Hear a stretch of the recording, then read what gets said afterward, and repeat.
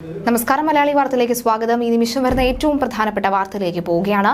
തെക്ക് കിഴക്കൻ അറബിക്കടലിൽ കേരളത്തിനകലെ ന്യൂനമർദ്ദം രൂപപ്പെട്ടതോടുകൂടി കനത്ത മഴയാണ് വരാൻ പോകുന്നത്. ബംഗാൾ ഉൾക്കടലിൽ ഈ വർഷത്തെ ആദ്യ ചുഴലിക്കാറ്റായ റിമാൽ ചുഴലിക്കാറ്റ് മുന്നറിയിപ്പ് പുറപ്പെടുവിച്ചിട്ടുണ്ട്. പശ്ചിമ ബംഗാൾ, ബംഗ്ലാദേശ് തീരത്ത് റിമാൽ തീവ്രത ചുഴലിക്കാറ്റായി മാറാനുള്ള സാധ്യതയുണ്ടെന്ന് പറയുന്നു. ഞായറാഴ്ചയോടുകൂടി കരയിൽ പ്രവേശിക്കാൻ സാധ്യതയുണ്ടെന്ന് മുന്നറിയിപ്പുണ്ട്. അതേസമയം സംസ്ഥാനത്ത് ഇന്ന് അതിതീവ്ര മഴ തുടരുമെന്നാണ് കാലാവസ്ഥാ നിരീക്ഷണ കേന്ദ്രത്തിന്റെ മുന്നറിയിപ്പ്. ഇന്ന് 14 ജില്ലയിലും മഴ മുന്നറിയിപ്പ് പുറപ്പെടുവിച്ചിട്ടുണ്ട്. എറണാകുളം, തൃശൂർ ജില്ലയിൽ റെഡ് അലർട്ടാണ്.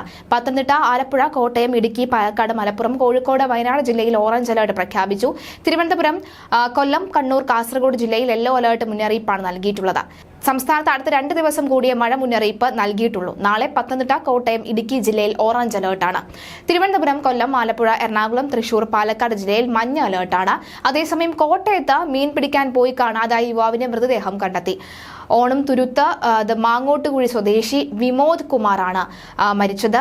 ചൂണ്ടയിടാൻ പോയ യുവാവ് വെള്ളത്തിൽ വീണതായാണ് നിഗമനം. ബുധനാഴ്ച വൈകിട്ട് കാണാതായ വിമോദിന്റെ മൃതദേഹം വ്യാഴാഴ്ച രാവിലെയാണ് കണ്ടെത്തിയത്. ബുധനാഴ്ച വൈകിട്ട് പെയ്ത മഴയിൽ കോഴിക്കോട് മെഡിക്കൽ കോളേജ് ആശുപത്രിയിൽ മാതൃ ശിശു സംരക്ഷണ കേന്ദ്രത്തിൽ വെള്ളം കയറി. നൂറ്റാണ്ടിടെ ആദ്യമായാണ് കെട്ടിടത്തിനകത്തേക്ക് വെള്ളം കുത്തിയൊഴുകി വരുന്നത് എന്നാണ് ജീവനക്കാർ പറയുന്നത്. 3 മോട്ടോർ സെറ്റുകൾ എത്തിച്ച് രാത്രിയോടെ തന്നെ വെള്ളം പമ്പു ചെയ്ത് കളഞ്ഞിട്ടുണ്ട്. പന്തീരങ്കാവ് ദേശീയപാതയിൽ കോൺക്രീറ്റ് ഭിത്തി തകർന്നു വീണു. മരങ്ങൾ വീടിന് മുകളിലേക്ക് വീണ് വീട് തകർന്ന് ഒരാൾക്ക് പരിക്കേറ്റു. കോഴിക്കോട് സായി കേന്ദ്രത്തിലും വെള്ളം കയറി.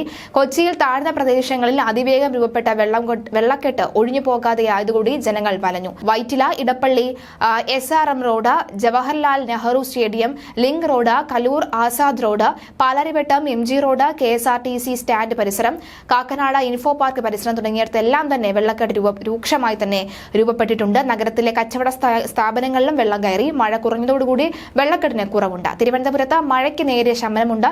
തൃശൂർ അശ്വിനി ആശുപത്രിയിൽ വെള്ളം കയറി 3 കോടിയോളം രൂപയുടെ നാശനഷ്ടം ഉണ്ടായതായാണ് ആശുപത്രി അധികൃതർ പറയുന്നത്.